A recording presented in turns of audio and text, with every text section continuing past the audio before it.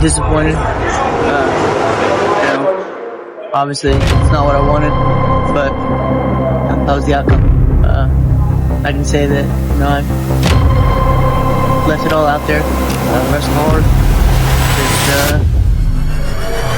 just didn't do enough to win.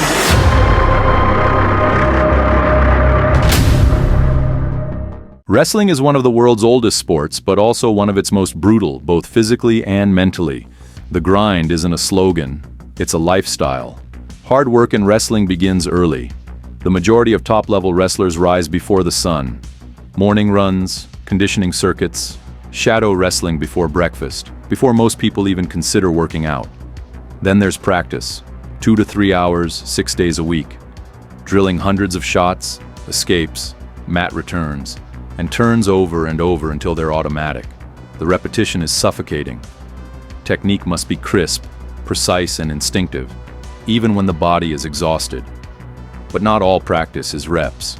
It's also about live wrestling. All-out, non-stop wars in the room where each partner is trying to break you. In wrestling, the practice room is a war zone. Strength training isn't optional. Wrestlers lift multiple times weekly, not for display, but to manage an opponent, complete shots, and secure scrambles. Each muscle needs to work when exhausted. And then some film study, rehab, recovery. Even the minutest of details matter. It's a full-time commitment. And during all this, wrestlers are typically cutting weight. They're managing diet down to the ounce, dehydrated, starving, sleep-deprived, still having to perform. Wrestling is lonely. There are no timeouts, no teammates to pass the ball to. One-on-one, you win, it's on you. You lose, it's still on you. Wrestlers sacrifice more than bodies. They sacrifice social lives.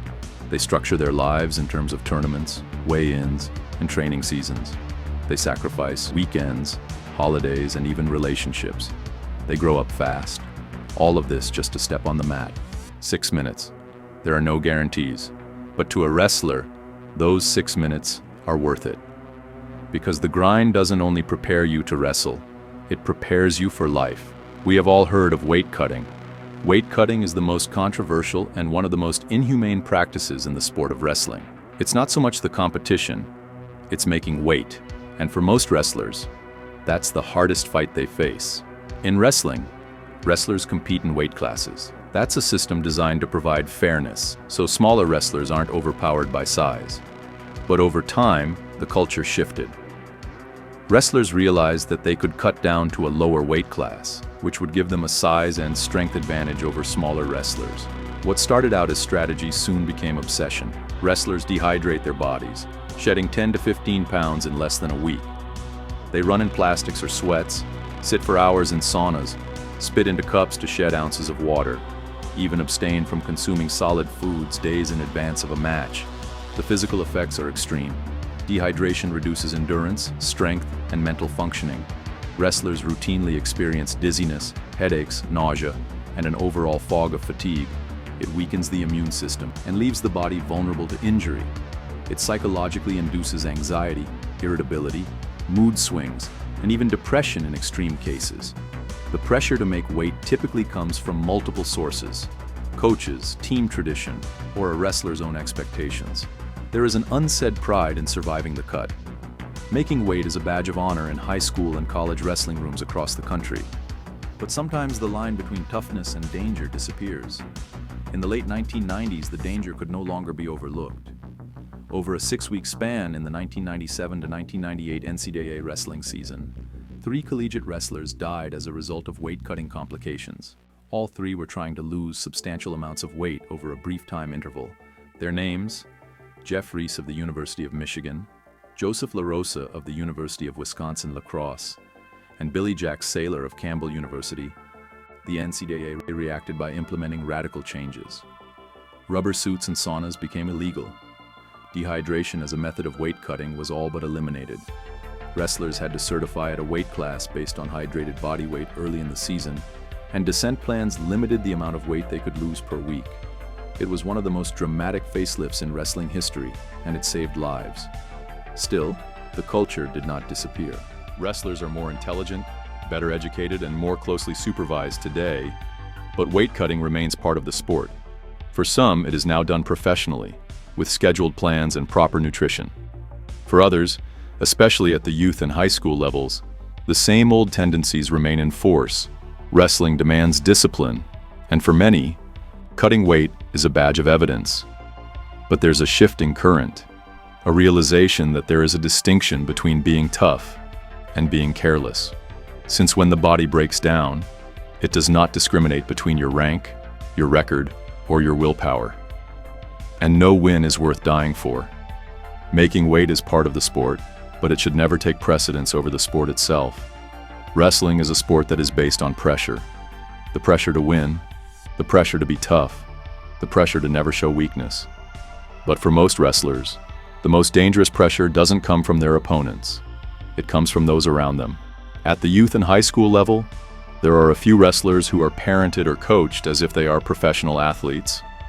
The mat identifies them before they know who they are. Kids are ranked, sized up, criticized, not always for effort or for character, but for wins and losses. And when the outcome is more important than the growth, the sport starts to break them. Some other parents treat wrestling as an investment. They expect a return on their investment of money, time, and support. There's yelling in the stands, punishment after losses, the constant reminder that they should have won. For these kids, wrestling isn't fun anymore. It's survival. Bad coaching can be just as toxic. Instead of developing athletes, control through fear is encouraged by some coaches. Practices are filled with screams, humiliation, or threats. Mistakes are punished harshly. Losing is treated as a character failure, not just a result on the scoreboard. Kids don't learn to wrestle in these rooms. They learn to mask fear and feelings. It builds anxiety, burnout, and shame. Wrestlers already carry pressure from within themselves. Most are perfectionists. They place high expectations upon themselves and hold themselves accountable. But when pressure from outside is heaped upon that, when home is not a sanctuary, when the coach only cares about winning, when every match becomes a gauge of their worth, the sport loses what makes it great. The truth is, wrestling should teach resilience, not fear. It should teach accountability, not anxiety. The right environment builds toughness through camaraderie, not trauma. But the wrong environment leaves scars that don't fade when the season ends. Every year, talented kids walk away from the sport, not because they aren't tough enough, but because pressure drained the fun out of it. And once the fun is gone, it's hard to get back. Pressure is part of wrestling. But when it comes from love, respect, and the desire to get better, it makes champions. When it comes from fear, control, and ego, it breaks them. Wrestling reveals character, but it also reflects it, especially in the people who lead the room and sit in the stands. In wrestling, injury isn't a question of if, it's a matter of when. The sport demands everything from your body: explosive power, constant pressure, and violent collisions in every position. You're twisting, posting, sprawling, lifting, scrambling at full speed, with resistance. Something eventually gives. To others, it's nothing. Sprained fingers, swollen knees, bruises, cuts, cauliflower ear. These are rites of passage nearly. You tape it up and go on. Pain in wrestling is common. Wrestling injured is normal. But for others, it's worse. Torn ligaments, dislocated shoulders, broken bones, concussions. The kind of injuries that take months, even years, to heal from. And when that happens, it's not just your body that hurts. It's your identity. Because in wrestling, everything revolves around the mat. Your schedule, your priorities, your sense of direction. When injury takes that away from you, you're lying there looking at the ceiling, wondering who you are without it. Recovery isn't always physical. It's mental. Watching teammates wrestle while you're stuck in rehab. Sitting out practice while everyone else is grinding. Feeling forgotten, feeling soft, feeling useless. You question your toughness. Coaches do not always understand. Some push you back too soon. Some question your effort. Some make your injury seem like an inconvenience. In a sport where toughness is idolized, sitting out can be betrayal, even when your body is pleading for mercy. For others, injury is the finish line. The torn ACL just a few weeks before senior year. The series of setbacks that pile up until the passion just isn't there anymore. The body can only take so much.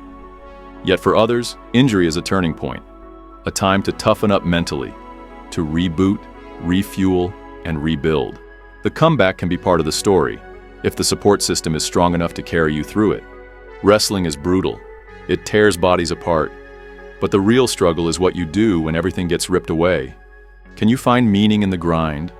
Can you continue to be attached to the sport even when the mat feels impossible? Every wrestler's career ends. For some, it's youth club.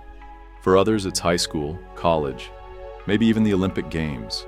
But no matter how far you go, sooner or later, the whistle blows for the last time.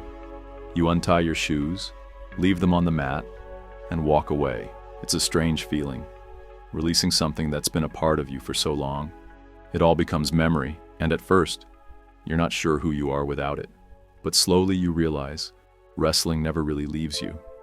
You feel it when life is hard, when everyone else gives up, and you don't. When you're tired, stressed, hurting, and you still win the day. Wrestling doesn't just instruct you in how to win on the mat. It instructs you in how to wrestle with pain, how to stay disciplined, how to stay humble in victory and hungry in defeat. And even while it took from you your time, your energy, your comfort, it left something with you, something lasting, something real.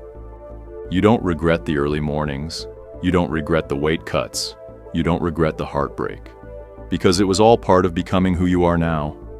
Wrestling doesn't give you an easy life, it gives you the tools to live a hard one. That's why we do it. That's why we keep coming back. That's why, even when it's over, it never really is. Because once you've wrestled, everything else in life is easier.